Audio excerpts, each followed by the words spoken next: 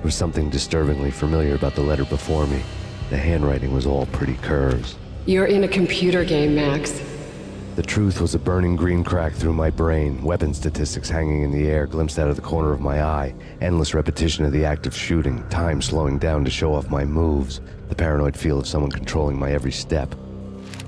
I was in a computer game. Funny as hell, it was the most horrible thing I could think of. There was something familiar about the software before me. The type font was all gothic lettering. You're editing a video, Pagan. The truth was a burning blue screen in my brain, clipping audio hanging in the air, glimpsed out of the corner of my eye. Endless repetition of the act of recording, thinking it sucks and doing it again. The paranoid feel of digital accounts judging my work before I had even finished. I was a YouTuber. Funny as hell, it was the most horrible thing I could think of.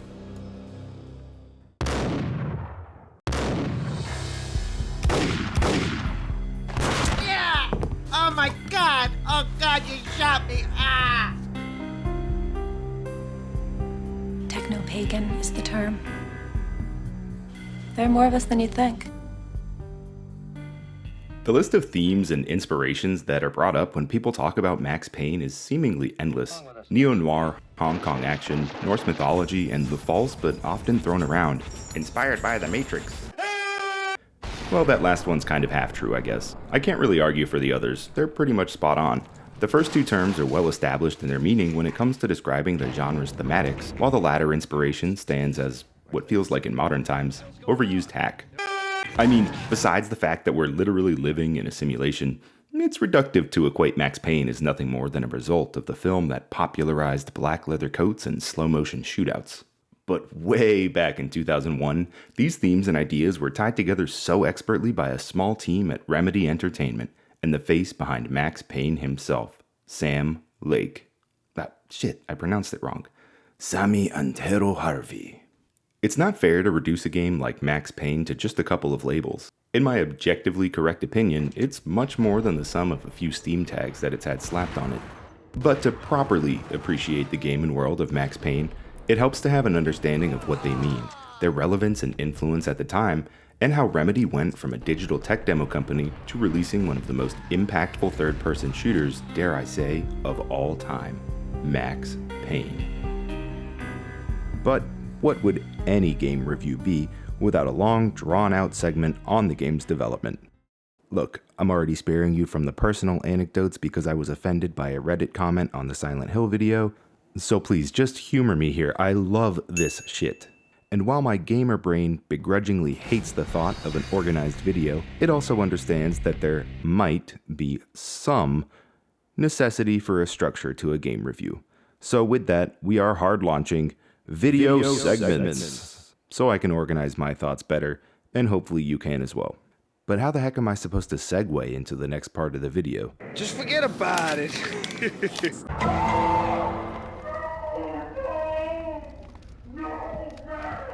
Launching for Windows in July 2001 by publisher Gathering of Developers, a now absorbed subsidiary of Take Two, the fabled giant that eats small publishers and shits out games like 2K, Max Payne was also ported somewhat poorly for consoles by Rockstar on the PS2 and Neo Software for the Xbox, with both of those versions seeing a release in December that same year, and I guess Mac followed later. Slender modular design.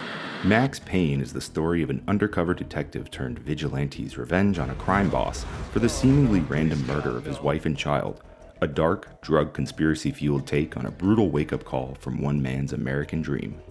That, for someone like myself who's playing this for the first time in 2025, remained consistently surprising with how deep the level design, characters, plot, and the eventual twists all played out. To be completely honest, this game was kind of a trip for me, and not a bad one like those we see in the game. Remedy used its team's resourcefulness to its total benefit, despite some aspects that a few people today might refer to as lazy or cheap, but those are just words that I would use to describe those same people giving those critiques. Whatever the case, every game has a story behind it, and Max Payne's, by extension developer Remedy Entertainment's, is one worth listening to. I hope. Beginning in the mystical, far-off lands of Finland. Remedy Entertainment was formed by a group of AV demo developers in 1995, primarily from a demo group called Future Crew, when they realized they'd never be able to make the leap into commercial video game development unless they began a new company and started to recruit like-minded developers to their team. Remedy was founded, and the atmosphere of a relaxed, somewhat close group of friends led to the development and release of their first made-in-a-basement game, Death Rally, in 1996. A top-down driving game where the player starts with some money in a crappy car called Vagabond, climbing a ladder of death race-style showdowns, earning more and more cash for each opponent's car destroyed, until ultimately defeating the endgame's adversary. Simplistic by modern standards, but enough to please the small minds of the 90s.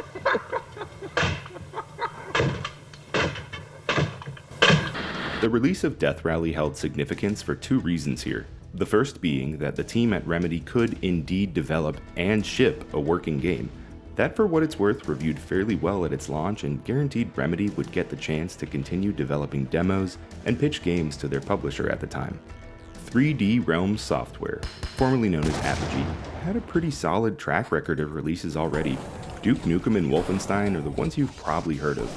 Or maybe not if you actually go outside. But the second reason Death Rally was important, arguably as important as making the game itself, was the need to find a writer and a script, leading to the team's addition of the one man who would eventually become not only the future creative director at Remedy Entertainment, leading the creation of beloved titles like the Alan Wake series, Quantum Break, and now Control, but the very face of Max Payne himself, Sam Lake. And look, I'm not even going to beat around the bush. I'm going to build this guy up like some type of god before we actually see any of his work, so don't hold your breath. Alright, so hot off the heels. Wait, no, scratch that. Wheels of Death Rally. They're going to love that. The team at Remedy was eager to pitch their next project to Scott Miller, the head of 3D Realms Software, who would go on to push Remedy in a more specific direction once they landed on a game to produce. At their meeting with Miller, Remedy ended up pitching 3 projects. The first, another racing game as a follow-up to Death Rally. The second, a space combat simulator in the vein of Descent, Free Space. And the third, a neo-noir shooter complete with title, Dark Justice. That took its cues from Interplay's 1995 game Loaded, a bloody isometric shooter reminiscent of an age before the medium of video game would be pushed forward. Now Miller, acting contrary to the decisions of most CEOs, actually made a pretty good call for Remedy. Don't split your efforts between 3 games. Focus on the neo-noir shooter and make it a fully 3D true third-person game inspired by Tomb Raider, the cool new action game with a badass chick on the cover, but without its horrid camera system. His words, not mine. Well, some of them at least. Developing a camera better than Tomb Raider's would prove to be a pretty simple task for the Remedy crew. During the days as AV demo developers, they were pretty much prioritizing virtual camera work already, so it made sense. But a few more parts needed to fall into place before any semblance of a marketable game took shape. Trinity! Help! Bullet time. As it would be coined after the success of The Matrix on the big screen in 1999, was a gameplay idea where the player could slow down time mid-shootout. But let me stop you in your tracks, make no mistake. Max did not steal, nor was he inspired by the bullet time stereotype born from The Matrix. I mean literally, the game was pretty much complete with this mechanic before the movie even came out. Bullet time is not a copywritten term, and the references and Easter eggs to The Matrix in Max Payne were added after the movie released. I just call it a fortunate result of synergistic marketing. So forget about The Matrix for now. Don't worry, baby, I'll come back to you. The ideas for gameplay and the feel of shootouts in Max Payne were conceptually torn right from the screenplays of legendary Hong Kong action movie director John Woo, who sort of established the genre itself with movies like The Killer, Hard Boiled, and even Mission Impossible 2 after moving pursuits to the United States. Now I know what's going through that devious little head of yours, but the term Hong Kong action isn't some loose catch-all term for Asian-produced action movies. No.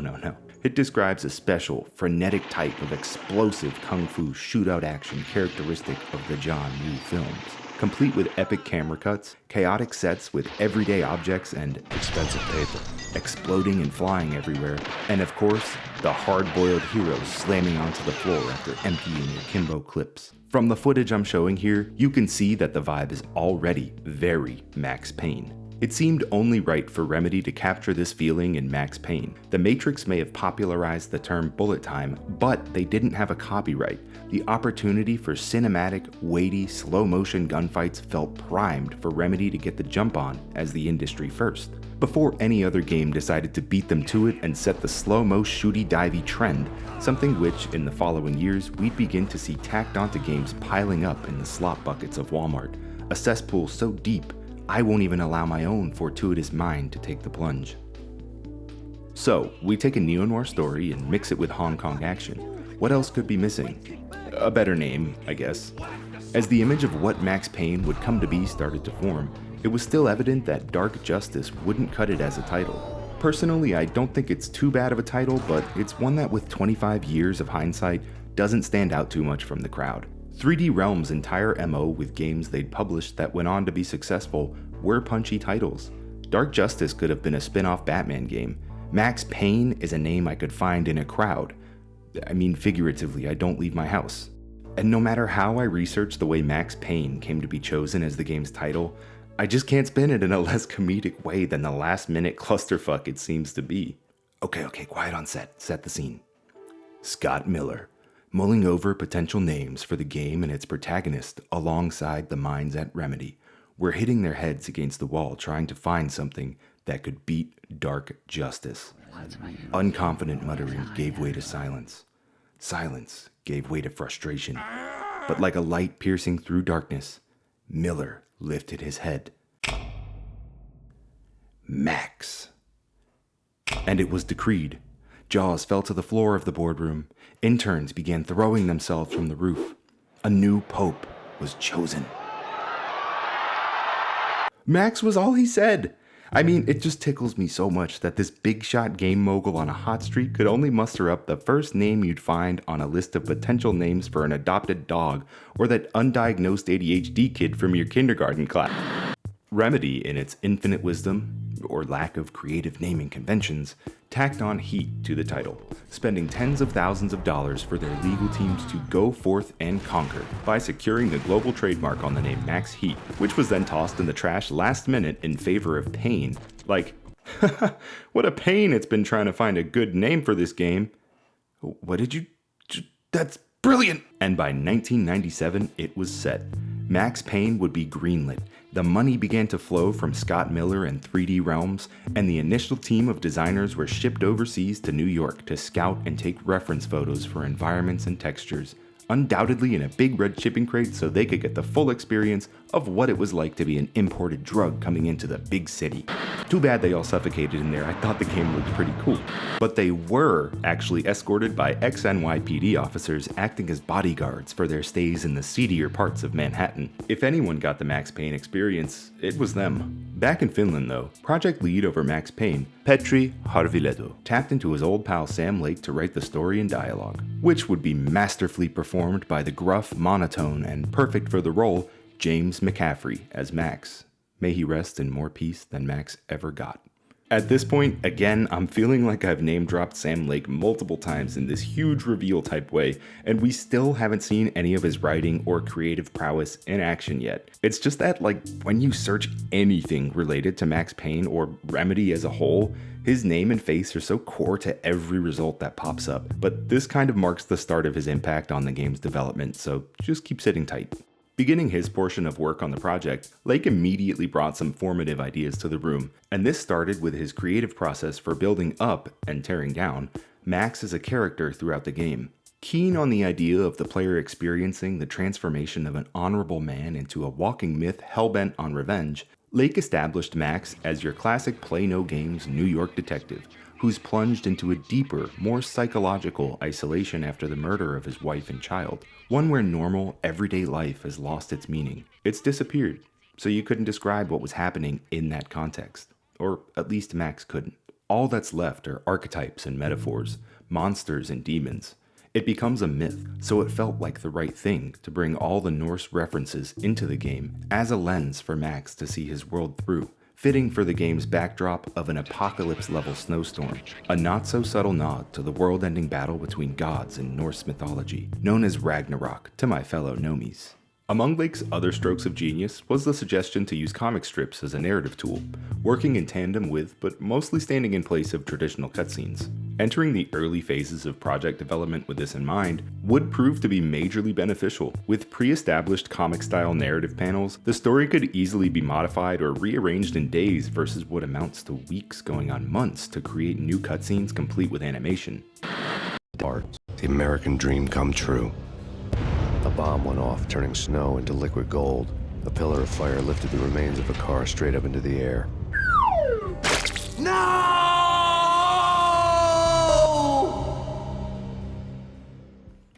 Something Remedy was already struggling with a bit. You know, those late 90s animations in the E3 demo were landing short of the cool standard, falling more so down a pit of goofiness that didn't fit the tone or world of the story being told. And in doing research for this video, I came across a few critiques saying that the use of comic panels was a cop-out, that it was cheap for the overall style of a fully 3D game. But to put it simply, I think they look pretty damn good, even in 2026. I just really enjoy them. They're sparse enough that they never became a bore. Stylistically, the over-processed painted look and blown-out lighting lent to this feeling of being in a dream state, like you as the player were just jabbed with a juicy hit of V as we move from one plot point to the next in some type of haze, brief moments of narrative lucidity being separated by onslaughts of mobsters just begging to be stacked up at the morgue. A feeling I imagine Max felt as his own reality faltered, losing count of how many rounds he's fired, getting caught up in conspiratorial plots that merely fall adjacent to his own goal of stone-cold revenge for the death of his family. While the idea for the comic panels may have been Lake's, they were a group effort to pull together. Budget-wise, friends and family down to the pizza guy and your ex-girlfriend all threw in their likeness to bring these scenes and the rest of the game to life. For example, Nicole Horn is actually real-life mother of Sam Lake himself, so I don't know if there's anything psychological about it making the bad guy to be your mother. It's evident Remedy needed to see where they could save money, and before he knew it, Sam Lake found his own face stretched over the 3D model of Max Payne, along with a smirk so fitting for the game's ultimate tone of a dark, tragic story, yet one still aware of its own humor and satire, inherent to the medium it's presented through. Remedy knew this. Remedy knew. Video game funny. This party had been dead for a while. Just forget about it. With a story, gameplay hook, and name set to take the world by mythological storm, things fell into place, surprisingly without a deadline, and the only responsibility being to make a good game. Cut to E3 1998. The trailer for Max Payne wowed the crowd with its John Woo inspirations, slow-motion combat effects, and mind-blowing 3D visuals. All of the action on screen made possible due to Remedy's internal creation of the Max FX engine, completed in 1997. A double entendre of a name, the only commercial products utilizing this engine were Max Payne 1 and 2, with the focal point of the engine being realistic physics and maximum fidelity for particle-based effects. Max FX. The game's release in the hot summer of '99 seemed like a sure thing, until it wasn't. Remedy missed its launch in a bid to upgrade the game's graphics and polish, as the sci-fi hit and one of my personal favorites, The Matrix, took over box offices. Remedy, spinning this missed launch in their favor, dropped the planned multiplayer from the game, something I couldn't give two shits about, as tacked-on multiplayer modes are notorious for eating up large chunks of development time and budget, and for many games around this time, it was beginning to be pushed so unnecessarily so that publishers could slap another "Blam! Look at this feature that'll be obsolete right after you buy the game" sticker on the box. The graphics ended up receiving an extra polishing pass, and off the success of The Matrix, a few Easter eggs for the film were thrown into the game. Regardless of who came up with slow motion action first, comparison of Max Payne to The Matrix after its release would be inevitable. Finding the light in this, the team at Remedy really leaned into adopting the new phrase, bullet time, in its own marketing. And look, I've been yapping about this so much that I need to go on a side tangent. This is one of my favorite eras in media, and thinking more about it may be why I vibed so much with Max Payne. I guess in my head I call it the Matrix effect. admittedly the first thing that popped into my head, but to me it defines the melting pots of pop culture that The Matrix had both inspired and pulled from, one where everything somehow could be traced back to some goth, punk, or queer subculture, and I see Max Payne as one of these melting pots. No, I'm not trying to say Max is a slay diva, just that he stands on their foundations. That's all I'm saying. While I agree it does get stuck in an awkward spot between being mostly finished before The Matrix released and then adopting references and adding in Easter eggs for The Matrix over the course of the game's delay, Max Payne paints a world where its pop culture references are core to its believability. At the surface, yes, the game had a symbiotic coexistence with The Matrix. Bullet time in itself is a pop culture term. There's leather coats and a whole lot of edge, but it's also laden with references to the supernatural and other adjacent franchises. There's Twin Peaks coding everywhere, a full-on blood cult, there's Pulp Fiction, a Buffy reference, and not to use that as an excuse to gush about vampires, but playing through this I felt like it acted as a precursor to games I would come to love. Clubs in Vampire the Masquerade Bloodlines feel like they used one we'll see later in Max Payne as their muse. The deadly drug spreading over the streets of New York in the Payneverse goes by the street name V, canonizing Max Payne further in the world of True Blood. What I'm trying to say is all of these inspirations being mashed together are cool. Tangent done. Missing a second release as the polishing phase dragged out, rumors of vaporware began to float around like vapor. And without any experience in porting games to consoles, the road ahead grew longer and longer with no horizon in sight. But then, an unexpected outsourcing job to a small company you've probably never heard of would bring the game to PS2 in late 2001. This company was Rockstar Games, whose still current owner, Take Two Interactive, just so happened to be on the hunt to acquire new talent. And I guess some other firm called Neo Software ported the game to Xbox, but let's be honest, that port wasn't too good, and they're not Rockstar, so is it even worth mentioning? And then it happened. On July 23rd, 2001, surrounded by massive releases just months out on both ends, the likes of GTA 3, Devil May Cry, Super Smash Bros. Melee, and Halo Combat Evolved, Max Payne stood tall against the odds and went on to sell over 7 million copies on top of receiving copious awards for its innovative story and addictive gameplay. A massively successful launch on a small studio's second game secured the future of Max Payne as a franchise, since Take Two had seen all they needed. Like a junkie after their next hit of V, You're gonna die. Take Two purchased the rights to Max Payne for a cool $10 million and a sizable share of company stock. The future of Remedy Entertainment was secured, but this tale of cold revenge still needs to be served. So sit tight for your ride-along as we clean up the mean streets of New York in Max Payne.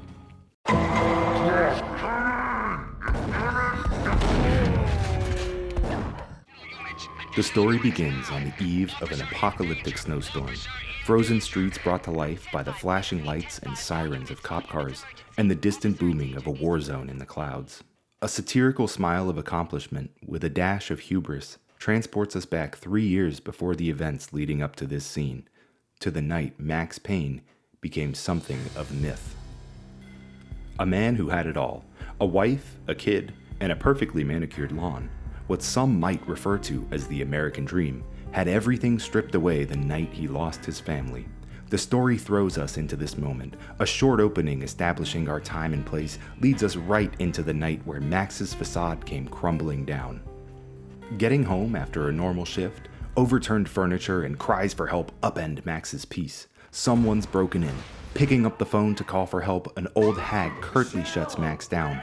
Rushing upstairs to save our wife and daughter, some junkies get the drop on us, and though we make short work of them, we're still too late. Something becoming a recurring theme on this channel. Max's baby girl, Rose, lay slain in a flipped crib. The quick cinematic cuts can only convey a small amount of the panic going through the detective's head. Hope pulls us through to the next room.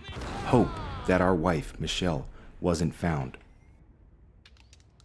We find her thrown across their bed, unceremoniously executed like some type of afterthought. The killer junkies had been high on a previously unknown designer drug, Valkyr, V. And if you're anything like me, you're just thinking about how this V was harvested from vampires and what Sookie Stackhouse would do in this situation. But if you're like Max, you know this is the perfect time to take your DEA friend Alex up on a job offer, knowing it will likely land you deep in an undercover operation infiltrating one of the most notorious drug peddling crime families, all in the name of vengeance. Which is what Max does. His willingness to go undercover is in search of a connection to the junkies that murdered his wife and child, to find a reason, a name, or any type of lead to go off of and begin his own campaign of revenge or die trying. And I don't think Max would have cared. I honestly think he would have preferred death. 3 years of dead-end leads go by, until about 2 months before the nights we play through as Max, when word breaks out that the Punchinello crime family is trafficking Valkyr, and Max already had his way in. Only a few minutes into the game, it's serving atmosphere through its writing. We've gotten the first taste of Max's gruff but poetic nature in the delivery of the narrative. The sun went down with practiced bravado. Twilight crawled across the sky, laden with foreboding. And if all the descriptors I've given so far didn't do it for you, the immediate shift in tone from Max's American dream to the shot of him cradling his wife, the stylized comics, haunting audio, and a focus on cinematic cuts, it's clear as day we are playing a game. Wait, no, that's not right. It's clear as day we're playing a game a cut above the rest, even more so in 2026 considering how well it still plays for the year it released. The warpath really kicks off with a phone call from Max's only other contact at the DEA besides Alex, an agent named Bibi, urgently asking Max to meet with Alex at a subway station about some business with Jack Lupino, an underling of the Punchinellos. With the stench of "something's about to go horribly wrong" all over this meetup, Max immediately proceeds without hesitation into what feels like, to me, a non-detective, a total setup. And maybe I should be in this line of work because immediately I find something to be very wrong. And Max, whether jaded by his undercover crusade and all the awful things he's seen and done over the last 3 years, or his lower peripheral vision is fucked, doesn't seem to care. Descending lower into the station to meet Alex for the rendezvous, we run into some more subway dwellers, staging a bank robbery by using abandoned tunnels as their entrance, employed by none other than Jack Lupino, the mid-level mobster mentioned on the phone by DEA agent Bibi. I might as well say the rest of the fucking alphabet at this point. Oh, whisper, ah! The good Samaritan he is, Max just has to step in. Shooting it out and clearing the vaults, we find some interesting clues giving us the first tip-off about something larger happening behind the scenes. Bonds for an Acer Corporation, a major pharmaceutical company. Huh. Why were they after the bonds? Drug dealers? Pharmaceutical companies? Aren't they in the same business? Pharmaceuticals. Junkies. V? There's not enough time to piece it together right now. The cops will be here soon, once Max stops mocking the police chief Jim Bravura. And after the whole clearing a bank robbery thing, we almost forget to meet up with Alex. If nothing else, we have to let him know about the Acer bonds. It sure will be good to see a friendly face again after all this time undercover. Alex? Alex! In a comically cruel, pun intended fashion, it seems Max is destined to lose anyone close to him. Not only his wife and child, but now his only semblance of a friend lays cold on the piss-colored floor. We don't know who shot Alex or why, but this only sharpens Max's focus. Trying to piece it all together, Max assumes that Alex must have come across something that Jack Lupino really didn't want to get out, and chose to have Alex whacked because of it. With Max being the only one at the scene of the crime, he was left to take the fall, and Lupino would sit back as his enemies knocked each other off under a veil of confused friendly fire. Anything past this point is going to be a major spoiler, so if you want to save this one for yourself, go ahead and click the time pictured, and the rest of us will meet you there in a New York minute. We'll give you a second or two to get there. Put your chicken nuggets down. Wipe the grease and ketchup off your fingers before your mouse screams in pain. Don't touch me again with your ketchup fingers. But Max is a smart cookie. He knows Lupino runs his completely legal activities out of a decrepit hotel and adjoining slum, and decides to put on his wise guy face and walk right in. Remember, he's still technically undercover. Word of what went down at the bank hasn't spread to the rest of the crime family yet. And this special breed of mobster, the Finito brothers, know Max's name and face, well enough to make puns that I continued to repeat as I played through the game. Payne to the max. These guys are having fun with their mob life, and I strive to walk in their footsteps. The undercover act falls quick, since Lupino isn't around and evidently he tipped off the Finito brothers about Max, and the bullets start flying. And now the point of the video you've all been waiting for. Take a deep breath. Within moments, the Finito brothers are finito. It's at this point we're introduced to Vinny Gognitti, Jack Lupino's right-hand man. Smart, but a coward. He's... You know what, actually he said the same joke about the Finitos and I feel better about it now. He's been put in charge of a V deal that's about to go down here, which means we can get to him, and maybe turn into Mac's charm until he gives up Jack's location. Oh my god! Oh god! Irving! Irving! Irving! This level taking place in the hotel and slums around it shows more of Remedy's focus on interactability with the environment, the way they want their world to feel, and how small, pointed set pieces continue to pull you through a level. I'll talk about this a lot more later in the newly decreed gameplay section. But we start to see the world come to life more. TV's playing fully acted shows, including a Tudor-style rom-com called Lords and Ladies, and another one that pops up clearly mimicking Twin Peaks, named Address Unknown.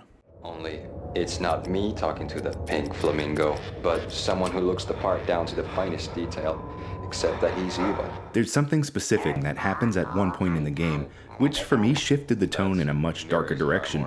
Evolving beyond a mini spoof in a larger world, it starts to feel intertwined with Max's story, tracing events of his path and reproducing them as a twisted TV show that lands in between dream and reality.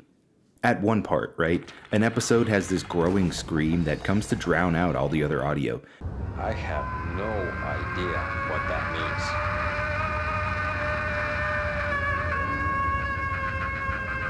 means. And the moment itself is scary at a surface level because it's a scary scream, and I hear it when I close my eyes, affirming my need to grab the candle by my bedside and patrol the corridors of my home in my nightie.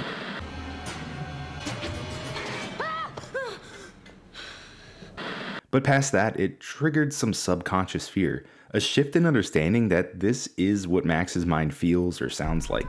All day and night, there's just a swarm of demons poking and prodding him, driving him on a dark quest for justice, dark justice, or a vengeance that could never bring his wife and child back. It's an interpretive moment, but one that feels intentional on behalf of Remedy. In these moments, I feel my own emotional responses aligning somewhat with Max's own psyche, becoming subliminally invested in his success and survival before I consciously even knew it. Aside from the generally hilarious conversations you'll overhear between NPCs, there's the vending machines that'll make a funny thunk noise, the sleazy vibrating beds where the denizens of this slum shack up with call girls. But this is all environmental fluff to bring the world to life.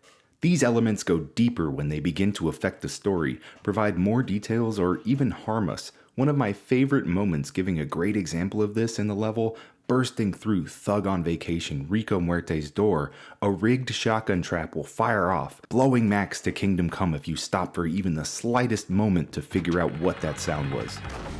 There's so many bits of evidence just thrown around the rooms we can enter, most of which Max just doesn't give a shit about, but there's one that becomes important to the plot later and is another example of the environmental storytelling in Max Payne. We find a diary in one of the call girls' rooms. Candy, a lady of the night, has set up a lucrative side deal with a nondescript old hag to who she sells recorded tapes of intimate sessions, freak tapes, if you'll humor me, with someone she refers to as One-Eye Alfred. We also get a taste of Max's disdain for the bohemian lifestyle. If her V-fix for the day didn't do it first. A little judgy, Max. Maybe as a sworn protector of the community, you should provide resources for Candy to seek help for her addiction.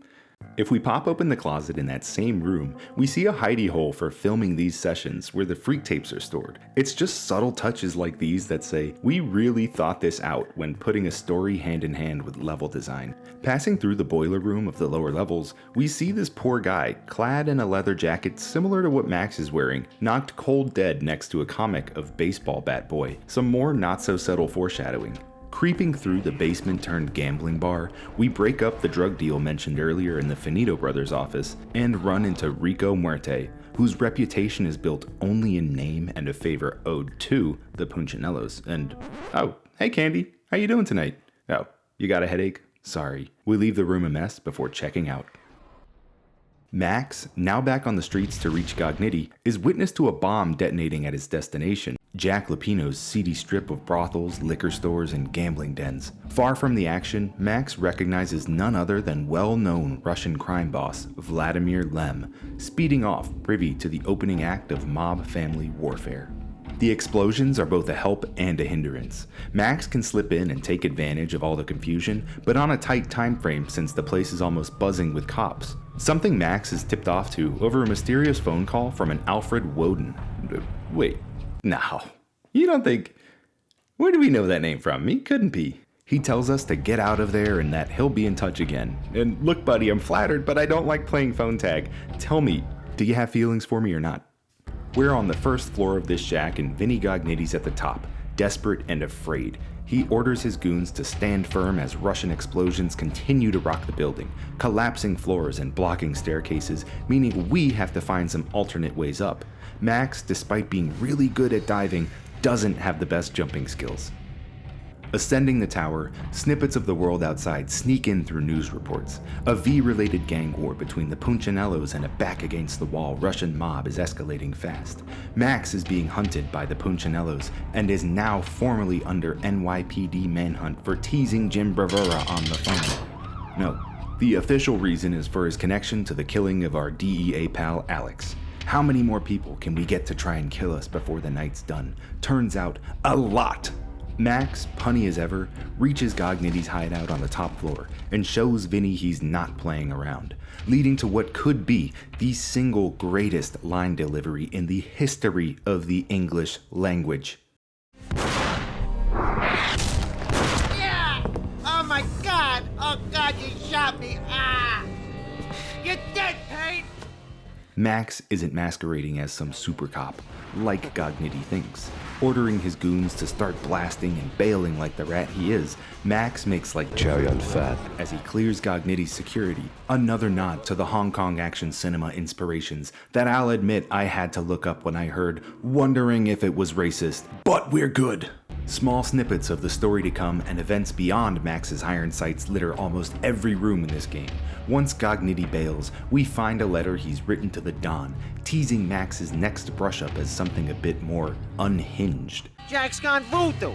Just the other night, he shot Dino because he wanted to see what his brains looked like splattered on the wall. Jack's gone mad and is killing his own guys for fun. We'll find out soon that it's meant in a more literal way, and it's probably my favorite level of the game. But back to our current chase. We've still got to grab Gognitti. A few rooftops and a subway ride later, we've got him cornered with nowhere to run. Max applauds his own superiority over the police chief as their hunt's gone cold, and the devs really lean into Gognitti's characterization as a coward in this fight with this loud as labored breathing that indicates you can move in for the interrogation once you do a little more damage. It's a nice touch that lends to a feeling that we're really in Gognitti's head, and he's frankly terrified. And that reminds me, throughout the game, there's something I really appreciate. Small boss light battles, facing off against named NPCs that ultimately aren't any different than a regular enemy. Maybe a bit more bullet spongy, but I enjoyed these moments where I'd blast a room full of gangsters and then, seeing a unique NPC model in the bodies, realizing it's a character who's been mentioned in the memos, phone calls, or panels we've already experienced. Gognitti is an example of one of the more bullet spongy bosses. Like, he eats bullets and grenades more than any other that I noticed, but doesn't offer much of a fight in return.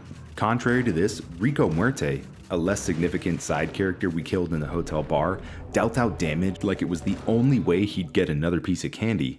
We knock Gognitti down and get him to fold on Lupino's whereabouts. His nightclub, Ragnarok, is Jack's holdup. And are you seeing the Norse themes yet? Max, in a moment of reflection, affirms to himself he's no good guy. He's doing this because he has to, but choosing not to murder Gognitti here shows that just a bit of a conscience is left as Max trudges off through the snow to Ragnarok. Doing some digging, we'll find that in earlier versions this scene was a lot darker, and Max actually killed Gognitti. Only Gognitti was Lupino at Ragnarok. I like the decision that they made here. It lends itself more to Max's sympathetic side. Entering Ragnarok and sneaking in through this weird secret door that leads to a wine cellar, we get sidetracked by the wine casks. You've probably seen some other YouTuber or TikToker short saying something like, "Did you know some game out there has barrel physics where the liquid will only empty down to the lowest part you shoot at?" But even approaching 30, I lost a few minutes shooting each of the casks and just watching wine pour out, wondering what I'm doing with my life. But it's cool. This room does have some lore, a book on the table that Max can describe better than I can regurgitate his words. Norse mythos and Ragnarok. The end of a Viking world with a terrible winter that covered the earth in ice, when vile crimes were rampant and all humanity lost. So they're hammering some of these mythological similarities into you, building Max and the events around him up to some godlike status. More immediately though, this is our first look at what Gognitti meant when he said, "Jack's gone voodoo." Shooting it out from behind the bar, I finally feel at home. A grungy goth club propping up its owner's blood cult tendencies that feels like a precursor to what we'd see in games like Bloodlines was not something I had on my Max Payne bingo card, but something that sits atop the list for things I was pleasantly surprised by. I think I just stood around to take in all the vibes after I cleared each room because I genuinely thought the design of each dance floor and facade were awesome, places I'd frequent in the real world if I ever left my gamer cave. But everything I just gushed about stands as a smaller detail in the overall narrative, one that still gives the story space to explore obscure environments and subplots while still staying narratively grounded and playing into the overall story. I love this place. Vibes absorbed, Max goes deeper towards the inner sanctum of Lupino. More books that would make the parents of a satanic panic child called a priest. Still, I'm unconvinced of anyone's dedication to ritual and The guy downstairs. until I see the bodies. Oh, Lupino's actually pretty serious about this stuff. Word. And when I say serious, I mean it. I've never heard someone so passionate about chanting. Astaroth, Beelzebub, Asmodeus, Mehmet, Lucifer, Loki, Satan, Cthulhu, Lilith, Ella, blood to you all! It's a shame we've got to break up the party instead of joining in. Just as he was getting to the Spooky monkey talk, straight from a bad dream. Mine. Instead, we're met with an onslaught of cultist mobsters claiming fealty to Lupino, throwing themselves off multi-story ledges to try and get an angle on us until Lupino himself decides to join the hunt. Maybe it's the incomplete ritual, but he goes down like a sack of bricks. Some of the voodoo must have gotten under Max's skin because he mag dumps this dude's body just because. I get it, honestly. Jack Lupino is dead, Punchinello still stands, V is flooding the streets, and a gang war is getting hot enough to melt the snow. Our final lead, the clue to where we would go next, is cold on the floor in front of us. So what now? I mean, leads don't just fall in a detective's lap. Yeah, of course. This is where we meet Mona Sachs, twin sister of the Don's wife, Lisa Sachs, and she tells us we've got the wrong guy. Jack couldn't have framed Max. He was too busy having a good time running a dope club and committing blood sacrifice. It was Punchinello himself who put the hit out on Alex, ultimately framing Max. The Don should be our target, but Mona Sachs is claiming the trophy that would be Punchinello's head. Personal business, Mona knows he's a wife beater and wants to settle the score to free her sister. Still ready to zero each other, the two have the smart idea to combine arms and take out the Punchinello's crime family as a duo, talking shop over some swill that'll put hair on your chest. And this is when it dawned on me. Max is a man whore. Even in my most desperate moments, I'm not sure I'd trust someone so close to the heart of my enemy who just pointed a gun at my face, let alone a drink they poured. You know, if you want to find love, I guess you gotta open up and let the old guard down every now and again. I mean, what's the worst that could happen? Oh shit, here we go again. Mona, unwilling to let Max just walk into Punchinello's place guns blazing, fearing he'll botch the job and get her sister killed, pulls a fast one on Max and slips a dose of V into his drink, confirming my hypothesis that I've been forming, that there is literally zero benefit, not even a moment of euphoria, from taking V. Max falls into a nightmare labyrinth, reliving the worst moments of his life, and it's a nightmare in a literal sense for the player too, because for some god-awful reason, the devs at Remedy thought, let's add a platforming section where you have to jump onto a borderline invisible platform with tweaked gravity that you'll just slide right off of. That'll really get Max's internal torment across. And if that's what they intended, great, they succeeded. I feel tortured, but I don't know if that's entirely what the intent was here, and the result is just starkly frustrating. I was stuck on one jump at one point for so long in one of these parts, and the ambient noise of a baby crying was just, ugh. I actually apologized to my viewers when I played through it on stream, because not only was the crying on repeat, the beating heart thudding in the background was indistinguishable from my own because I was unraveling by my 20th attempt in reload. I think this is one of those moments you'd find in a Watch Mojo top 10 worst moments in good games, cementing it firmly on the bad side of my empirically correct table. Max, finally coming to at the end of his bad trip, remembers a few particular details from his wife Michelle's diary that shine through the nightmarish visions and anchor a bit of clarity for Max to return to a more sober headspace. Something about Vikings. Max was too busy to listen when she was trying to tell him. Reliving his trauma and burden of guilt, manifesting himself as the drug-addled killers who took his family. Clues in the diary foreshadowing a twist yet to be revealed, capped off with a hollow promise we've all heard before. Coming to with a nice soft bat to the skull, Max takes enough of a beating that his captor, Niagara, as in you cry a lot, has to cool off with a cold one at the bar, giving Max enough time to just Hulk smash his way out of this chair he was bound to. We've been brought back to Lupino's hotel from earlier, and the foreshadowing cycle leading to our beating is complete. For the next few moments, we're stripped of our weapons beyond a bat and have a bit of a faux stealth section. Refreshing, since the entire game has been a shooting gallery, albeit a very good one, but having a change up to the gameplay was nice. Sadly, it only lasts for a few moments, since you're thrust forward to a hallway full of adjacent patrols, and you only really get the opportunity to drop like 1 or 2 goons with the bat before you get their weapons, and everyone else seemingly auto-triggers and locks onto you to chase you down, and we're right back in murder machine mode. The section with the bat kicks off a chapter of vendetta against Frankie, but it also marks the start of what I would consider to be filler, both in a narrative and gameplay sense, for the rest of this chapter and the one after. We'll get to all that soon enough. We make our way through some remixed areas of the same levels we went through earlier, and we wind up back at the hotel we exited from, decorated with police tape and the bodies of cops who forgot to ask for a late checkout. The pursuit continues, and probably the most important plot point of this level is that we overhear a thug talking on the phone about Mona, who's now captured and probably regretting drugging her reinforcements, and about to get something worse than the bat to Max's head. Then we actually run into Frankie exactly as we expected to, sipping a cold one until our second shootout at this bar erupts, ambushed by more thugs, and in usual fashion, I make quick work of them and cap Frankie without taking a single scratch. Jeez. Oh my god. Yes.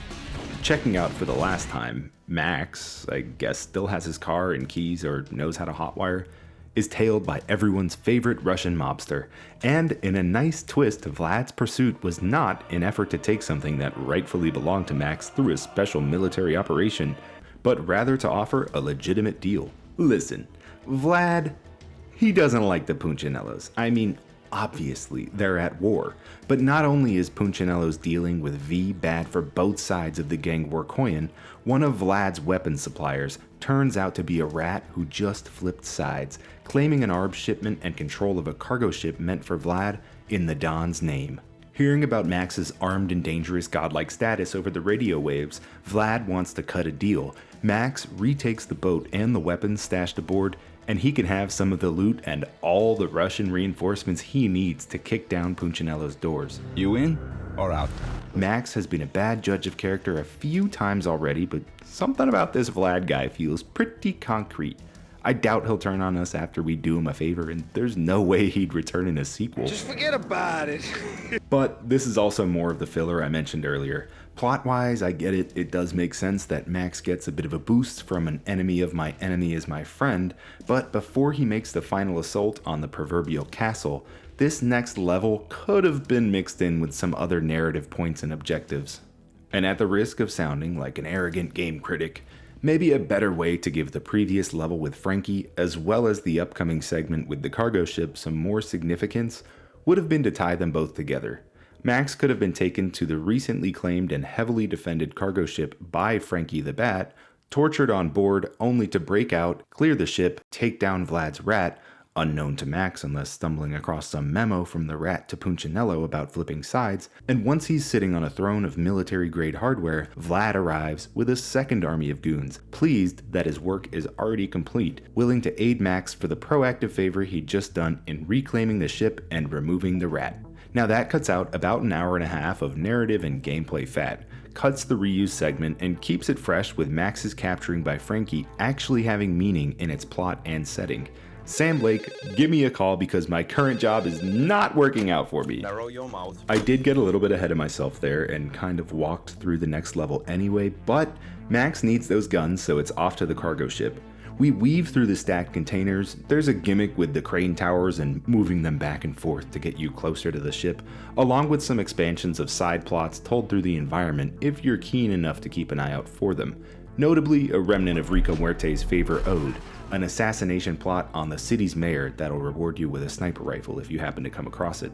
Either way, we get aboard the ship, kill Boris, the rat, and claim the weapons back for Vlad, who swears up and down that he'll come running if Max just gives the signal. When I first played through this part, I didn't mind it so much from the filler perspective, but looking back at it, the whole level just feels like such a diversion from the actual plot. Nothing really matters here, it just pulls us out of the story, and the way it re-engages us with hunting the Don at the end of the level definitely took me a bit off guard. Like, I didn't really know we could just call the Don to schedule a meetup, and maybe that could have been considered sooner. I don't know.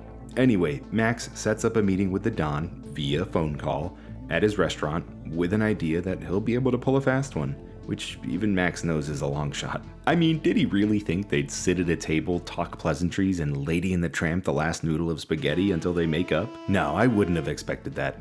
But what I didn't expect was that in under 10 seconds of walking into the place, bombs would go off and the restaurant would light up like a New Year's sky, forcing Max to run to escape the flames. And I like these little breaks the game has from pure combat in the nightmare sequences and now this fire escape segment we're in.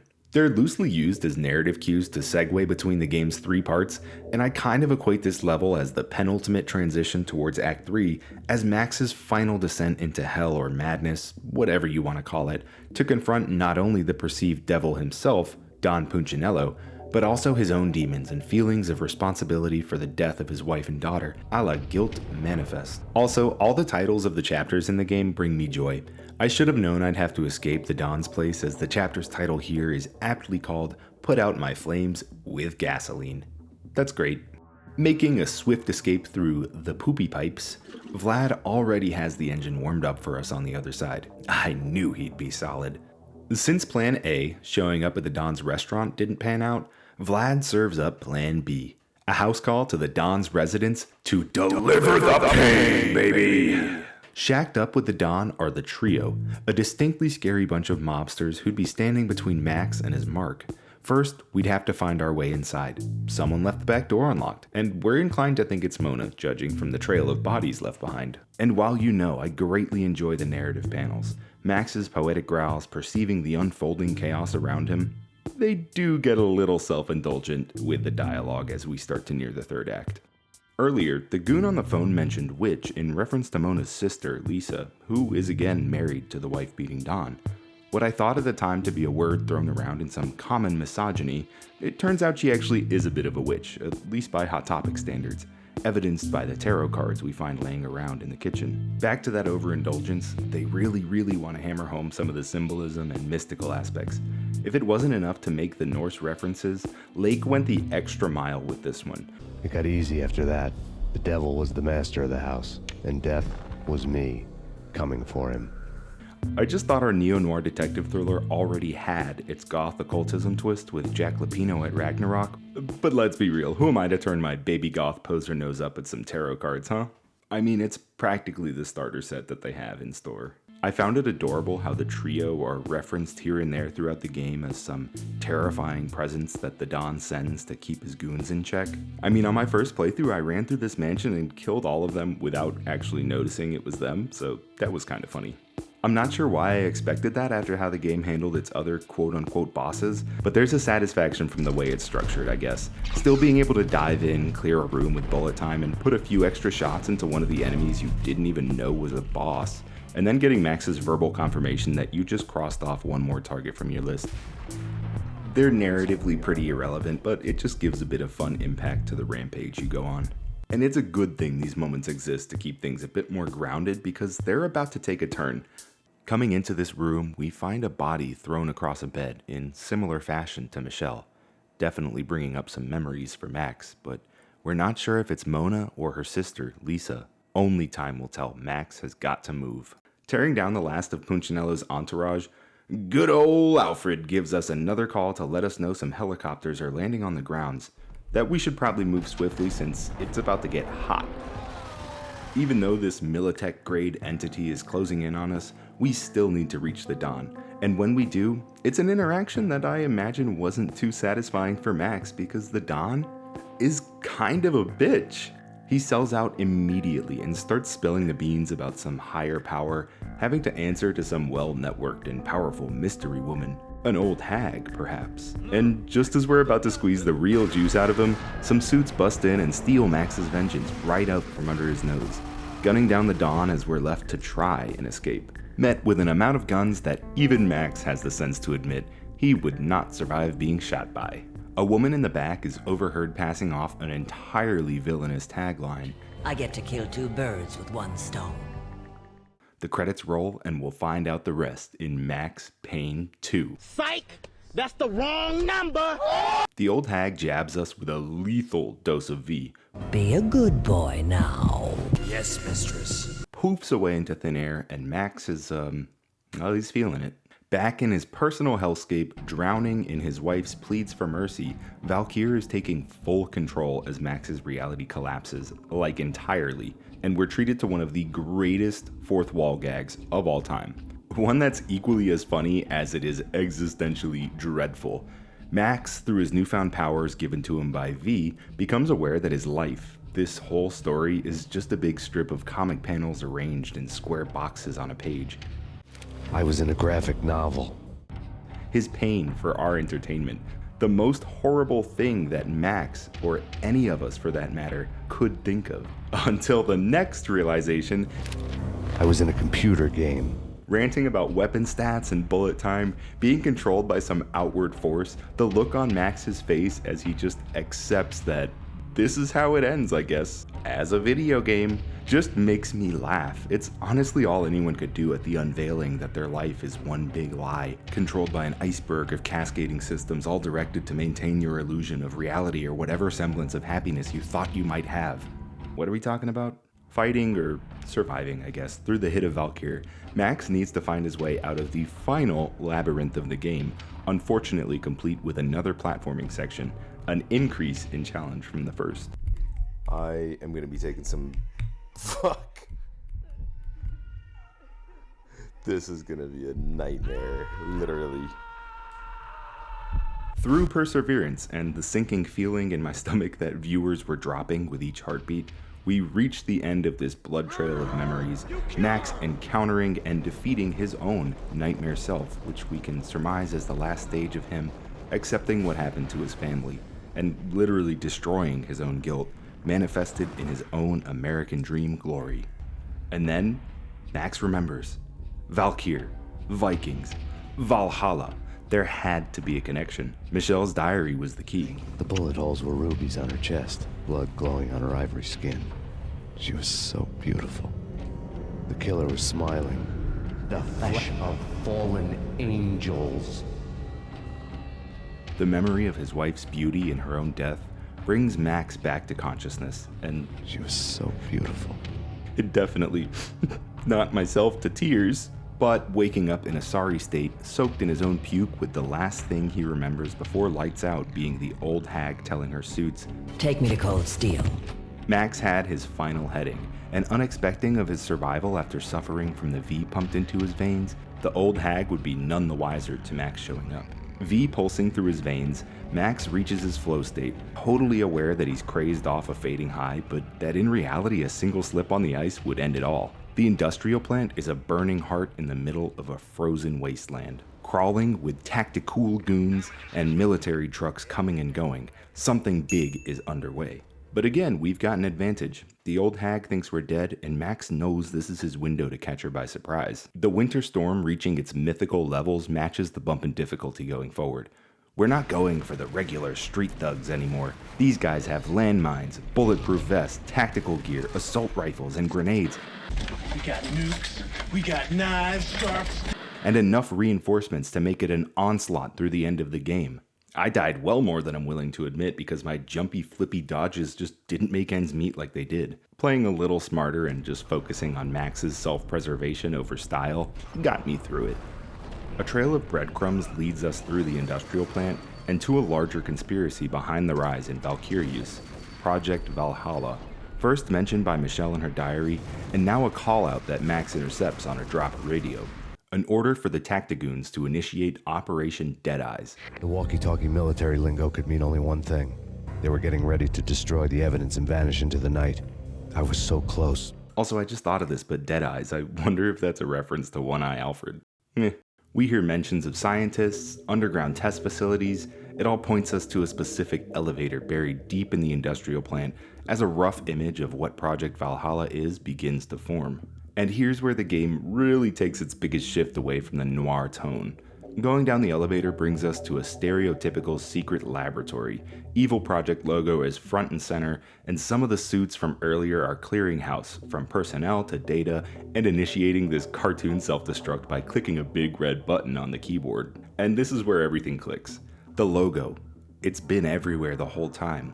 Only on the graffitied walls, the sword striking the middle is replaced by a syringe, masquerading as a poorly kept secret. Project Valhalla. Valkyr, an old abandoned military facility. We soon see that this is the source of the drug flooding the streets. The one that Max initially believed led some junkies to kill his wife and daughter. But the truth is clear. Michelle saw something she wasn't supposed to. The Valhalla dossier that Max was too busy to hear about. This was a hit on Max's family, not a random drug-fueled murder. But did his baby see the documents? Could she read? I'm like, why kill the baby? All manner of pipes, pumps, and cartoon vats of green Valkyr are bubbling as the drug is synthesized to be pushed out into every corner of the frozen city. We're right at the heart of the operation, and we'll be damned if we let it continue. Freeing a scientist who grants us access to a locked part of the lab, we get the full history of Project Valhalla. Now, if we can put the Norse mythology coding to the side for a moment, the reveal of what the project is, it's a little less interesting than the air of mystery that originally surrounded it. Project Valhalla was a super soldier project, yay. And Valkyr is the failed serum used to juice people up. Tests were conducted for about 5 years at the facility about to be destroyed, but they were unsuccessful, resulting in the loss of funding and the cancellation of the project. Although someone, you might have a good guess at who by this point, decided to continue the experiments under wraps, resulting in the flooding of Valkyr into the streets, turning people into shambling, paranoid wrecks. Probably not what you want to dose your front lines with. Self-destruct explosion imminent, Max again escapes before the flames consume him and what remains of the industrial plant. The Project Valhalla test subjects had been the mad junkies who had murdered my loved ones. The rest was simple body count math. It all pointed to her. Ms. Valkyr. Although we've uprooted the conspiracy, all of our leads, the trail to our next target, have again gone cold. Max doesn't know where the old hag went, where the operation is really being run out of, or how to find any of it out. Whether it was the adrenaline or just the Valkyr wearing off, Max just kind of wanders around for a bit. He realizes he hasn't eaten, let alone slept in days, and the V-High is probably just something more of a withdrawal at this point. I'll chalk it up to the lack of self-upkeep, but I do need to dock some points for this poetic miss. Noir, York City. And as he burns the midnight oil, we get another conveniently timed call from our old pal, BB. That's not suspicious at all. How does he even know where we are? BB requests yet another meet to come up with a plan so that we can cover up all the chaos, but at this point it's obvious. BB sold us out. He's a rat fuck bent cop. Oozing suave charm. He was guilty as hell. Adding up the events, it's clear. The mob's bank heist in the subway, Alex's murder. BB had only brought Max here to tie up a loose end. As you can imagine, the opposite happens. I'm sure you can guess by now, this guy didn't stand a freaking chance, even with his fancy new shotgun. Max is the one who ties up the loose end by eliminating the mole and avenging Alex's death. This part was definitely fun from a combat standpoint. You have some fun weapons, I love the grenade launcher, and descending the parking garage while all hell lets loose was a really fun set piece, but I just can't help but get that same filler feeling from before. Like this is all just another diversion from what really matters. Another f***ing phone rings, and again, it's Alfred Woden. And I'm getting this feeling he only has one eye. But right now that eye gazes upon Max with a fondness. Alfred Woden is becoming my Wody. And he, just like everybody else luring Max into a trap, is requesting a rendezvous. Though hopefully one that doesn't involve doing whatever he did on that forbidden tape. You know, now I kind of hope it does. I don't know what you're into, but I want to have a good time. We do accept his invitation and meet up at a building that actually predates City Hall by 2 years. For some reason that sounds important. Maybe it's like symbolical as the whole shadow organization came before the real established society gag, but I don't think it's mentioned again. Alfred's actually pretty upfront with Max here about who he is and what all is going on. And oh, wait a second, he's got one freaking eye. It was you all along. I knew it. Woden is the head of a secret organization, the Inner Circle. A group of well-connected elites, Alfred being a former US senator himself, that collaborated in the shadows on Project Valkyr before it got shut down. I do think Max Payne does a lot right with its story in the first half, and having never played the game before, I actually was enjoying the twists and turns. I probably should have expected though that it would link back in some way to a super soldier serum. Pretty much everything did in the 2000s. And it's a sin that I can forgive only because Max Payne did not fall into the pit of facing off against some roided up jokers at the end of the game. And despite the never-ending stream of phone calls and requests to meet up, I do mind organizations that go by such thoughtless names. Inner Circle certainly didn't get a lot of creativity put into it. I mean, you worked covertly on a super serum. The least you could do is come up with a cool name, like the All-Seeing Eyes or something. Oh, shit, sorry, Alfred, that was a little insensitive. How about the Watchers? Oh, fuck, one eye. The Observers? Never mind, the Inner Circle is fine. A team established to develop Valkyr during the Gulf War and test its efficacy in increasing the combat capabilities of US troops, the members in this room are ready to expose the whole project. Alfred continuing to say that Nicole Horn, the old hag, the woman who abducted Max after her tactigoons killed the Don, was also a key member in developing Valkyr back in the day, and now she's the head of dun dun dun Acer Corporation, the mega pharmaceutical company that controls most of the city and its officials through its never-ending pockets, throwing V-Bucks in the direction of any officer privy to their crimes to turn a blind eye. I mean, could you resist? Did you see what I did there with the V-Bucks thing? It's like, you know, Fortnite, but drug money made from selling Valkyr, which is called V. When the project lost its funding, Horn basically refused to quit. And while I always respect a hustler baller grind set, she continued to synthesize the Valkyr privately, and more recently distribute it through the Don's network while paying off any official who moved too close to the truth. BB being the one who took a bribe, and Max being the one who slipped through the cracks to expose the whole operation. Horn's system of fail-safes had failed and she was no longer safe, and I wrote that all by myself. Alfred and the Circle want her gone. For a variety of reasons, but mostly because she has them all by the balls, kind of literally with the Alfred freak tape. but also that if they step out of line, she will retaliate. Alfred Steele to Max. A juicy one if you ask me. The inner circle is powerful enough to make the trail of bodies, bullets, and explosions left behind by Max all disappear. Protection and a clear name, in addition to avenging his wife and daughter. Max was in it even if it got him killed, and now he's got a chance to get his cake and eat it too. This is a deal. Not a moment too soon either, because what do you know, the doors fly open and the suits pile in, killing all members of the inner circle, leaving Max to vault out of a window and make a great escape one last time. Woden's corpse represents a promise of salvation snatched away all too soon. We pass through a CCTV room observing the cameras to measure the damage, and we see Alfred rise from the corpses unscathed. And even Max is like, what? This dude's full of shit.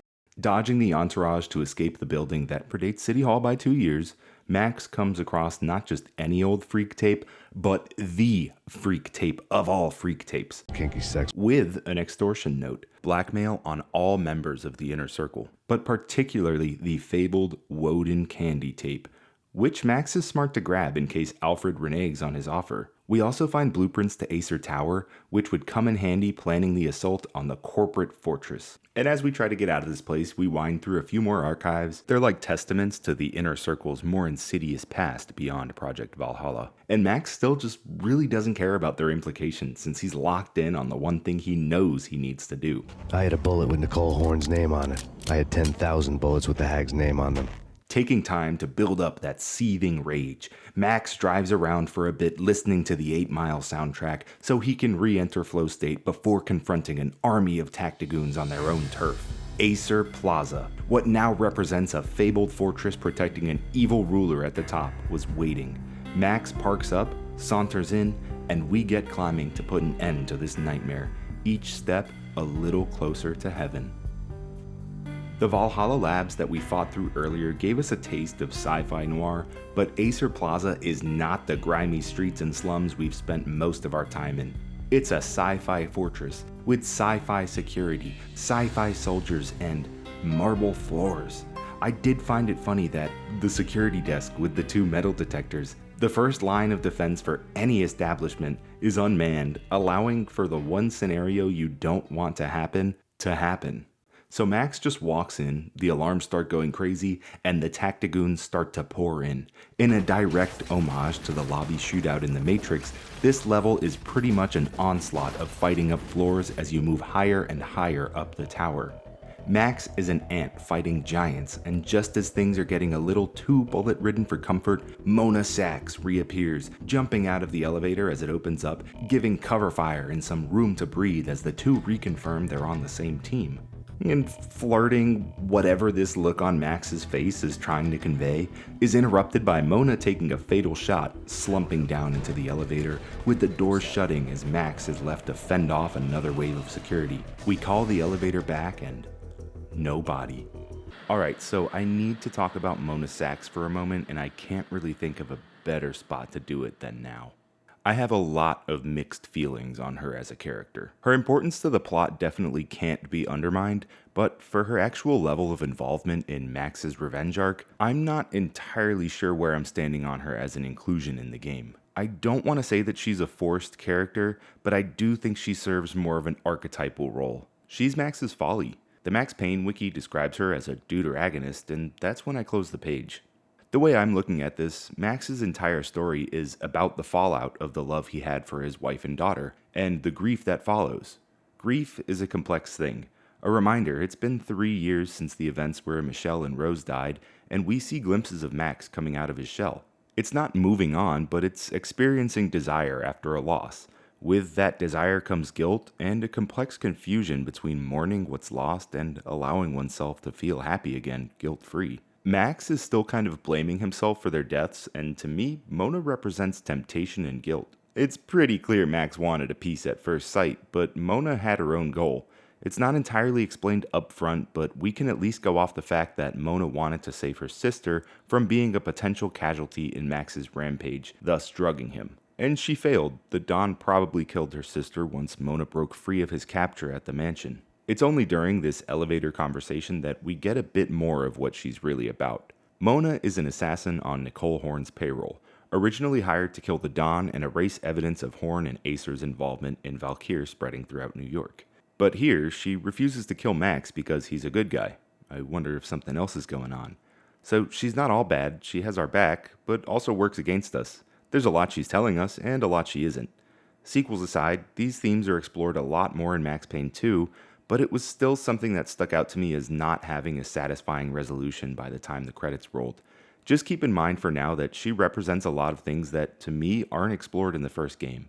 Moving on. No time to think about that because there's landmines in the fucking elevator shaft. And how did they just put the mines in there in the time it took for the elevator to reach Max and start heading back up? I don't know. Even in Acer Plaza, the goons just can't keep their mouths shut, and this has a few of my favorite conversations in the game. In all the cool action movies, and I'm talking about the coolest of the cool, it always seems like time slows down in the middle of the action. You know, you can see the bullets flying through the air, the hero dodging in slow motion. Horn is feeling the pressure with each floor that Max climbs, and sends her attack chopper to fire at us while we take the elevators on the sides of the buildings. It's like a dragon defending its keep, but those blueprints showed us the last thing standing between Max and reaching Horn are the security servers that operate the barrier preventing the elevators from going to the top floor. Max, as he does, blows it all up.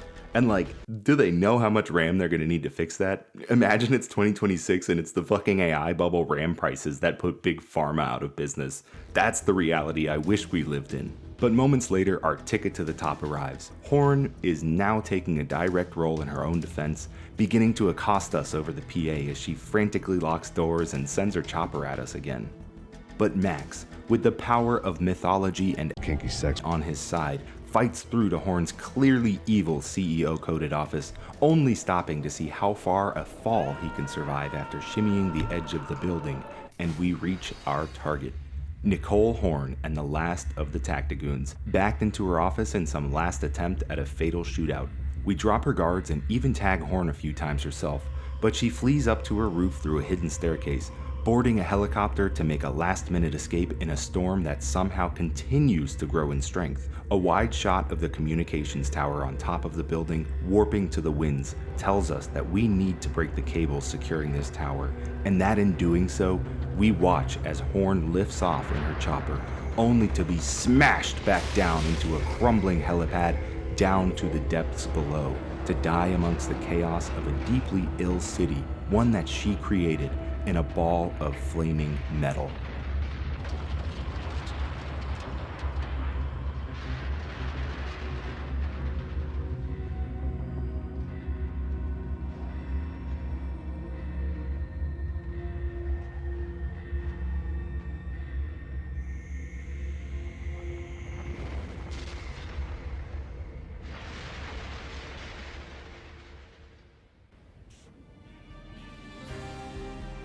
Max stands, victorious, a smug grin on his face while he admires his accomplishment.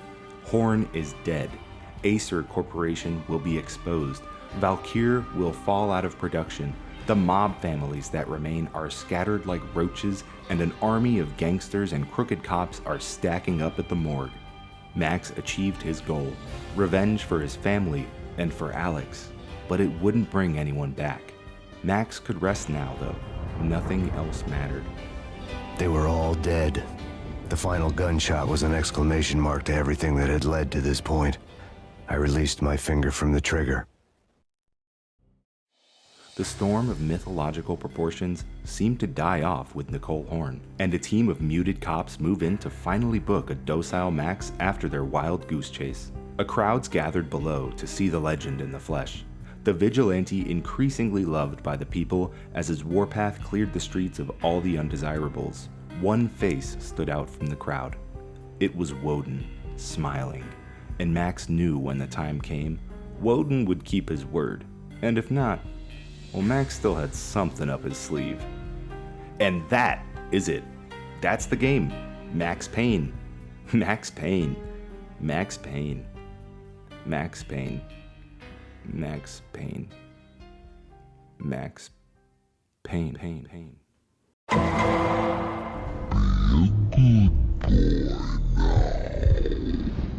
It's a story that really is deceptive throughout the first half. It teeters between neo-noir detective on the hunt to avenge his family through systemically crossing off mob bosses and mythological being toppling a sci-fi empire. I really didn't expect the latter part when I first started the game, and that in itself is good. It means that, to my gamer brain, that the twists felt natural, not shoehorned in, and that beyond the teaser of Acer Corporation in the bank vault, it played its endgame cards fairly close to its chest until you reach the inner circle. As I think about it though, the more I let the emotional juice that oozed from my skin at the roll of the credits marinate, I find myself feeling like the scale of the story gets a little too big for Max as a character. The increasing stakes that go from eliminating street-level thugs until you reach the dawn, to then toppling a pharmaceutical company, can start to feel like two different stories being told in one game, when a natural end felt like it was approaching for the former. Out of all that though, I think its biggest sin is the overuse of constantly random phone calls to set up meetings that have Max going all over town to deal with things secondary to the actual plot. The escalation is mirrored well enough by Max's own rise from a broken man to a godlike murder weapon, and the mythological illusions that accompany it. But honestly, I think I'm not as harsh on it because of how aware the writing is. One thing stays true throughout the plot. Max just wants to kill whoever is responsible, and the repeated acknowledgement of this fact is what keeps the addition of tactigoons and secret bases and the inner circle itself grounded. The plot doesn't evolve from Max seeking revenge to Max wanting to expose these grand conspiracies and put all the bad guys behind bars. He just wants revenge. There's multiple instances throughout the game where Max comes across direct evidence of nefarious deeds that could take every wrongdoer in the whole city down, and he just doesn't care. He crumples it up and throws it on the floor. He's not on a case anymore, he's on a mission, and in hindsight, that's what makes the neo-noir detective shooting up the wrong sci-fi castle okay in my eyes. Regardless of any narrative filler, by the end of the game I was pretty satisfied with the story and could only think of one or two loose ends, or questions directly related to the main plot at all. That kind of depends on who's asking. Why do people take V? There seems to be no benefit unless you want to experience cosmic horrors that leave you a shambling corpse muttering to yourself in the corner of an abandoned slum. I do that without drugs. Who even is BB? Like, we know he's a cop that flipped, but there's a pretty big section dedicated to him and he just feels very background. What happened to Alfred's eye? No, not that one, the other one. But most importantly, what was on those tapes? I don't want to further define Max Payne's story by its genre or aesthetic of neo-noir and Hong Kong action. I explained all that at the top of the video, but it really does a lot more than that narratively while maintaining the tenets of those labels, minus the few times it suspends belief for the mostly real for a video game story of just wiping thugs off the street to avenge your family. The moments when you're in a sci-fi military lab or punching through the gates at Acer Plaza are examples of this suspension. When the hard-boiled detective masquerade starts to fade away and the mythological being shines through. I've seen some critiques of the story, some saying it's poorly written, the narrative crutch of Acer Corporation being tied to it all to escalate the stakes being a cop-out for a more grounded story, which, to be fair, if I went into the game knowing it was about a shady pharmaceutical company pumping drugs into the street, I might have been less enthused and might have just opted to look outside the window at my American nightmare for the same effect. But something unforgivable that I saw were the folks writing off comic panels as lazy, robbing players of animated cutscenes that apparently would have just made the game incredible. And that's where I draw the line. I love these comic panels. Death is coming! And did you even see the cutscenes? They bring a flair to the world that's not just unique 25 years after the game's release, but still fits the tone so well. They add that dreamlike grittiness to Max's reality and show us that these blocky, stretch-textured faces are real people, not in the sense that they're just modeled after an actor, but in the game's world. They all complement Max's own stream of thoughts and saved some valuable development time, so what's all the hassle about? Not sure how to segue into our newly structured format's gameplay segment either, so...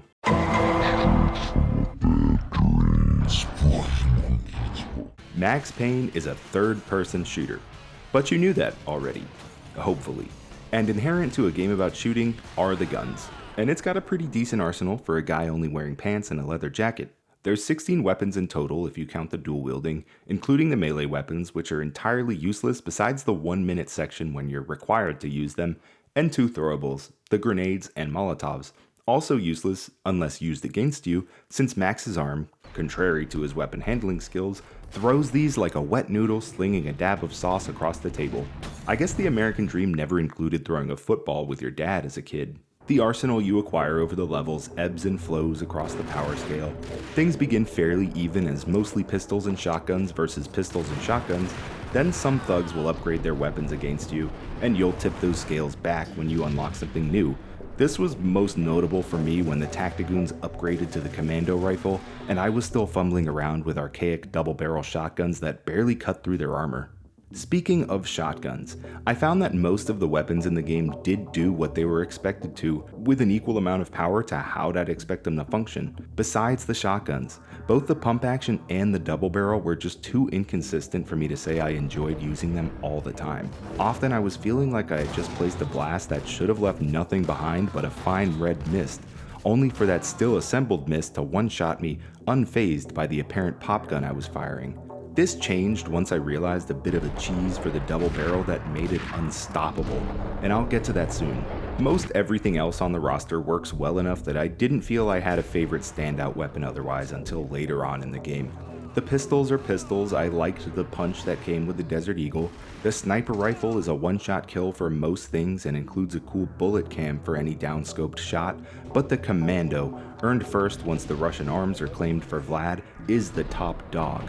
The rule of cool always applies, with the shot that ends a combat sequence slowing down into a 360 bullet cam, followed by the rounds as they make contact. I like this. Bullets are fully modeled in their copper glory as well, a detail I attribute to the fact that this game uses a physical projectile system versus the hit scan garbage you see in most online Twitch shooters nowadays. About the only real gameplay quirk I can think of are Max's ammo generating weapons. I do think it's intended. I can't imagine it would be too fun to have to reload, say, a double barrel shotgun that only has 2 rounds after each cool matrix flop that Max does, but chaining your bullet time dives together can negate a reload, leading to a bottomless clip from the void and allowing Max to shoot infinitely without reloading until actually running out of ammo. Discovering how this works with the double barrel shotgun completely changed the game for my playthrough of the New York Minute difficulty mode. And if you don't use bullet time, you'll just reload the weapon like normal. Oh, and I think maybe this was something on the cutting table for time's sake, but Max is only modeled to hold 2 guns whenever he dives, even if he's only holding one-handed weapons like pistols. It's like the developers were thinking, if the player has 2 guns, why would they ever use only 1 gun? But thinking about it, it probably lent to the terrifying aura the thugs see around Max.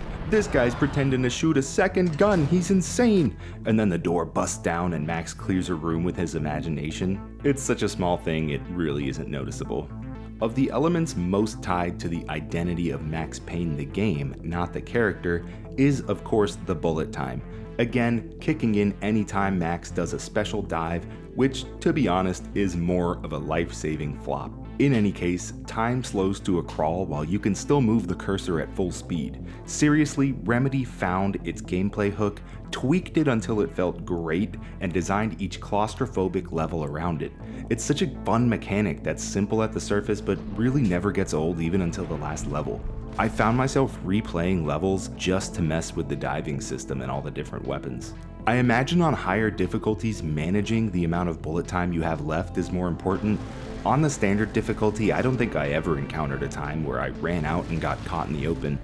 It refills slowly over time, and with each kill you get, there's plenty of that to be had, so it just never became an issue for me, but something to keep an eye on, I guess. Visually, witnessing the chaos breakout in slow motion is a sight to behold.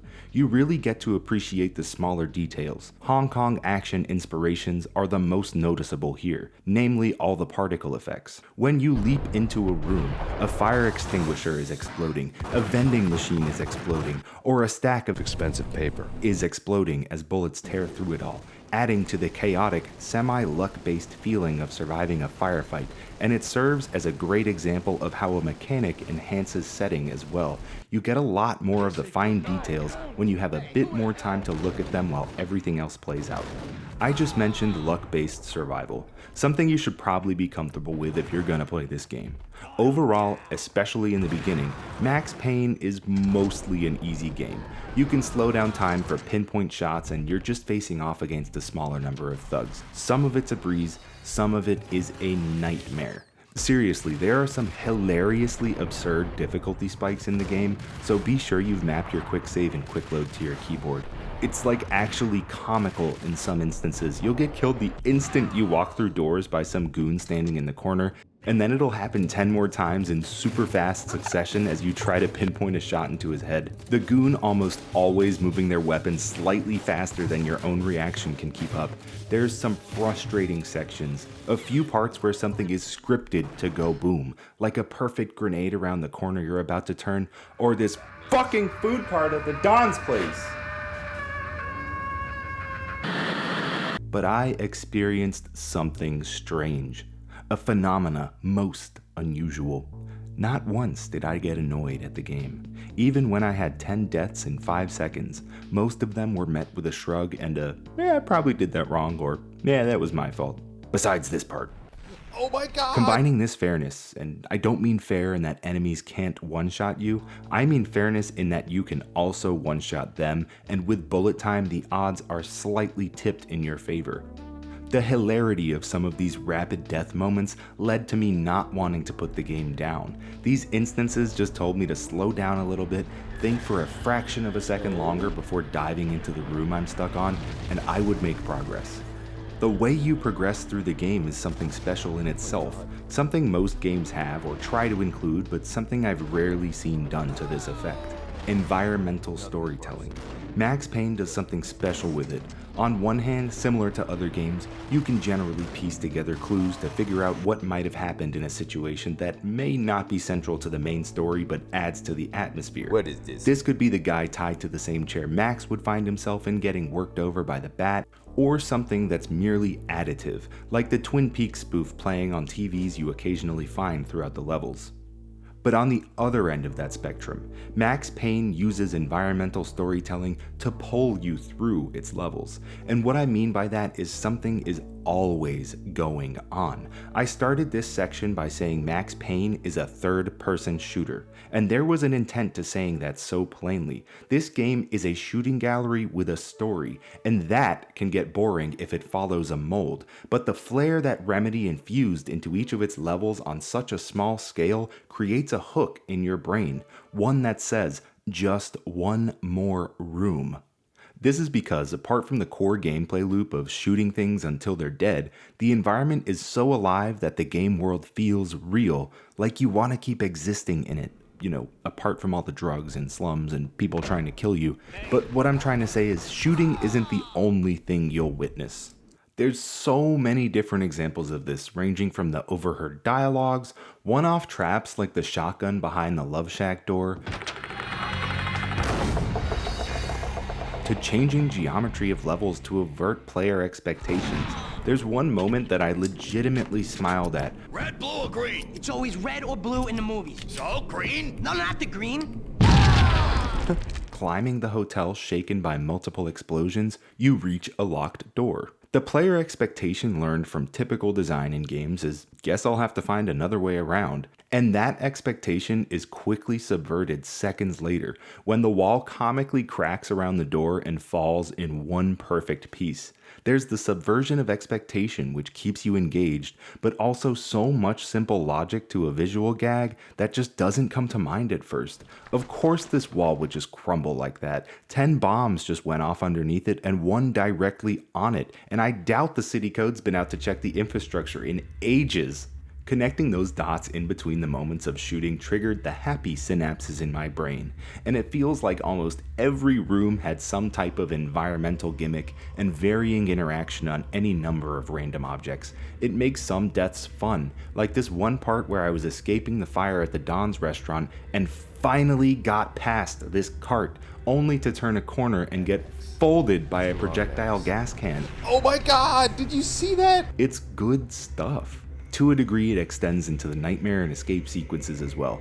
The platforming segments are not the highlights of the game, but they do drive the story, Max's psyche collapse, and give a nice change of pace to break up combat. The platforming was bad, and I probably lost subscribers because of that part on stream, but in the grand scheme, none of them felt too contrived or distracting from getting back to the actual matters at hand. The gameplay design shows that Remedy understood their assignment and had a fun time getting it done as well.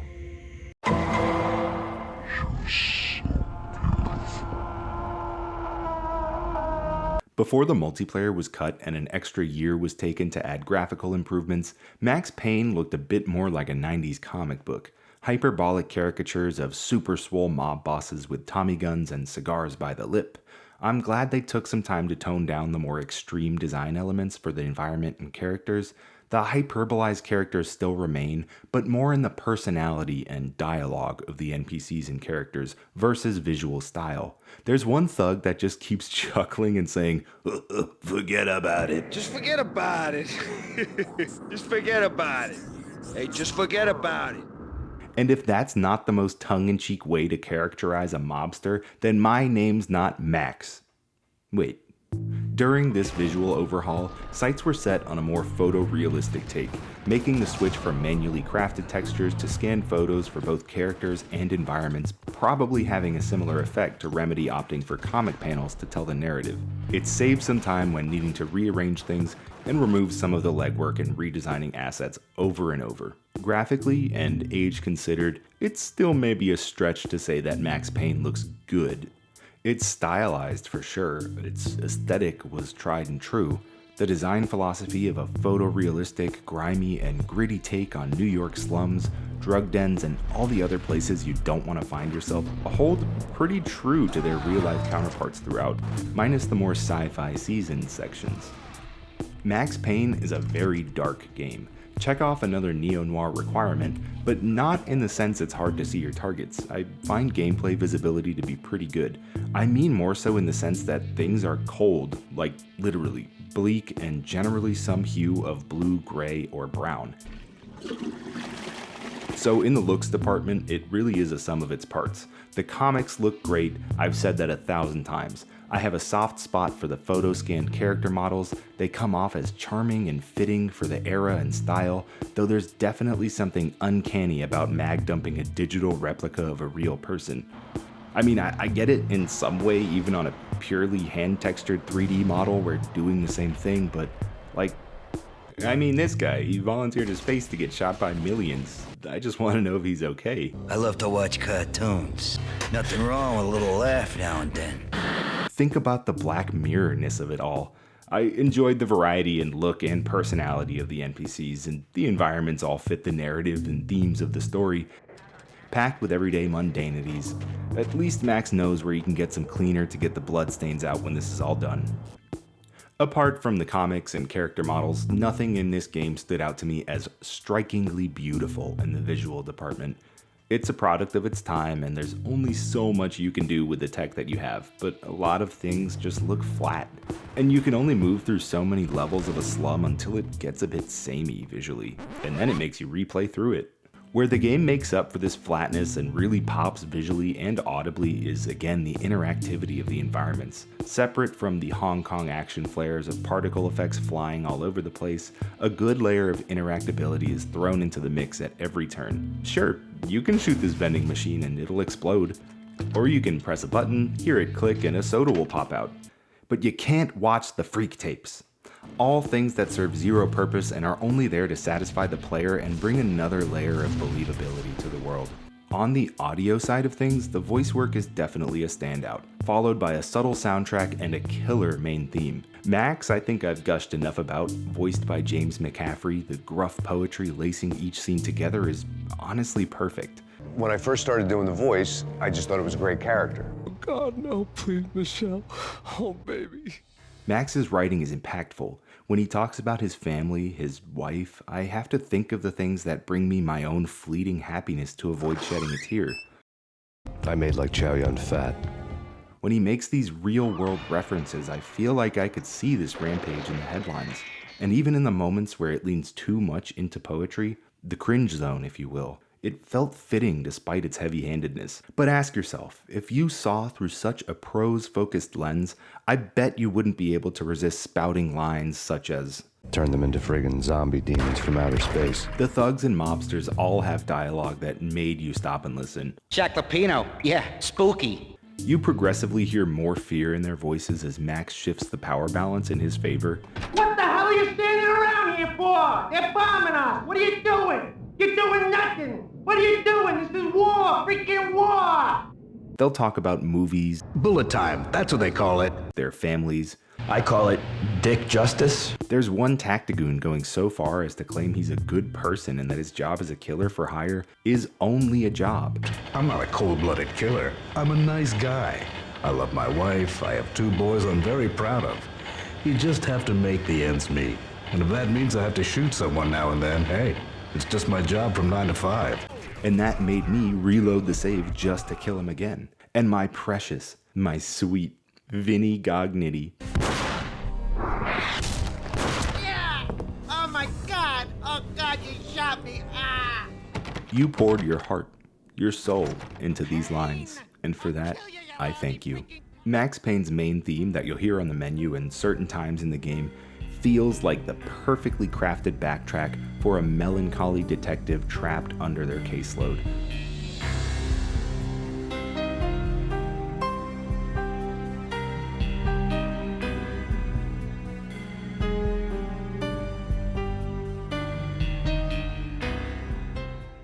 Sorrowful piano keys complement Max's voice itself, yet subtly remind you of their existence through being worked into the melodies or backgrounds of other tracks in the game, one Easter egg having Max play a poorly done rendition of it on a piano.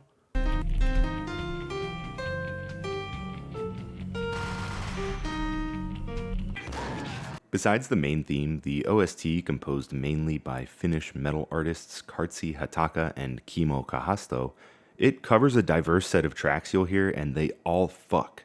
Just listen.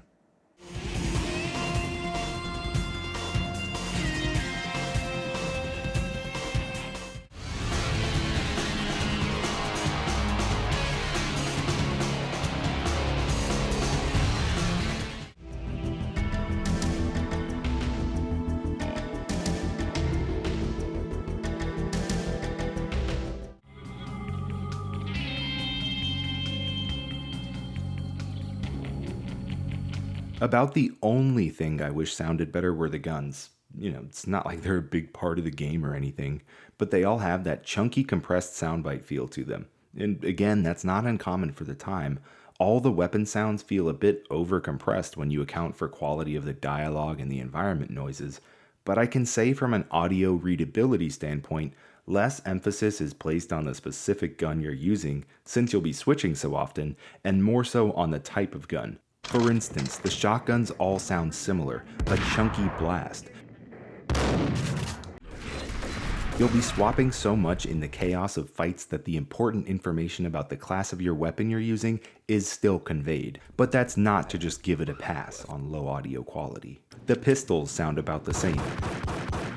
The deagle firing soundbite is a bit more drawn out and heavier, but small differences like this, or lack of differences like this, didn't detract too much from my experience, since you're constantly going to be hearing gunfire to the point it drowns itself out, and the only thing that matters is that a gun is firing. Still, I would have liked some extra sound memory for some better sounding pops. So overall, the sights and sounds of the game are pretty solid. A bit more dated than some counterparts of the time, but it was doing things in other ways that for years some games wouldn't be able to pick up on. Bullet time, that's what they call it. Max Payne and some similar media from the early 2000s represent an interesting paradox. Taking film as its main inspiration, the neo-noir and John Woo identity driving a majority of aesthetic and gameplay design choices, it's somewhat of a cultural phenomenon. Like what I was saying earlier with the whole Matrix effect thing, I still can't quite put it into sensible words, you know what I'm trying to say. It borrows from so many different subcultures and blends them together into a whole ass vibe. I think that's probably the closest I can get. I was being honest when I said I didn't expect so many references to occultism, didn't expect to visit a goth nightclub that actually captured the vibe of my dream club in its entirety, ritual sacrifice included, but I was so glad that it did. And then it goes on to shake it up again with corporate sci-fi conspiracies. It rebalances a lot of its smaller themes and aesthetic, but manages to wrap it up in a decently coherent package. There's the detective stuff, sure, the high-octane action, but it sort of predicts a post-Matrix rise in style. The Matrix is credited by the majority for bullet time. It coined the phrase, and Remedy would wisely adopt it for its own marketing advantage. But Max Payne was in development with a bullet time feature well before The Matrix was even filmed, and inspired a whole range of Max Payne copycat games, from the likes of the literal John Woo with a video game sequel to his film Hardboiled titled Stranglehold, to Fear or Dead to Rights, among a much longer list, most of which arguably couldn't do it as well as Max Payne and Remedy did it. This is a game that deserves to be revered and given a nod for its influence, and maybe it's just me and the 25 years it took me to play it post-release, but I don't feel like it's getting either of those things. Honestly, I rarely hear it mentioned outside my favorite one-way parasocial relationships with small to medium-sized YouTube channels. And while Rockstar confirmed somewhat recently that Max Payne would be receiving a remake, and yes, I'm excited for it to be seen in a new light by a new generation, I still find myself skeptical due to Rockstar's history of not only removing original versions of a game from storefronts, but doing so and releasing a complete botch of a product in its place. I mean, can't we have anything sacred nowadays? Can't we let our Max, who's already been through so much, finally rest? I released my finger from the trigger, and then it was over. Speaking of rest, this is page 34 of the script, and I think it's about time I get some. Usually, I like to wind down my days playing game detective with a good old movie. Could you imagine if they made a Max Payne movie? I'm just imagining the amount of ways they could fuck that up. I mean, it couldn't be too bad unless they did some dumb shit and casted a known racist like Mark Wahlberg. What the fuck? Get it away from me. There's no way it actually exists. No. It's time for me to clock out and get some sleep. You can't keep me here. I really don't want to talk about this, guys. Please don't make me. I felt like flatlining. All right, 5 minutes. For some reason, 7 years after Max Payne released, they decided to make a movie. A movie based off the character Max Payne and roughly off the game's story was commissioned, and as you can guess, it comes off like a movie made about a game by someone who's never played one. She had ultra-high-tech security systems, enough mercenaries and weaponry to start World War III. There was no fear. I can't totally press my finger on this one. Watch it if you're beyond starved for Max Payne content, or, just rewatch this video or my streams, and maybe you can remain sane until the remakes come out. Okay, for real this time, the video is over. Max Payne is an incredible game that you should definitely play, about a man who had his life torn from him, only to uncover a much grander conspiracy tied to the killings of his wife and daughter while he seeks to avenge them. It's got fun gameplay, even funner voiceovers, and leaping to your immediate death in a way you thought would be funny turns out to be actually pretty funny. There's a few quirks here and there. The graphics could be a bit better, but for the most part, gameplay holds it all up. Alright pagans, that's actually the end of the video. I am exhausted. Thank you for giving me over 2 hours of your life for something so needless and trivial. Updates. Yeah, we changed the name from Retroviews Gaming to Techno Pagan. I think it fits the channel a lot better, fits my vibe. Please like and subscribe because I am trying to grow this more. I know there's been a little bit of a content drought on the videos while I figure out some branding stuff, but hey, if I'm gonna do this, I'm gonna do it right. Other than that, check out my Silent Hill 4 video if you enjoyed this. Please join my streams. Please remember to chat because the best part is talking to people. Other than that, narrow your mouth, lift your cheeks up, squint your eyes, arch your eyebrows.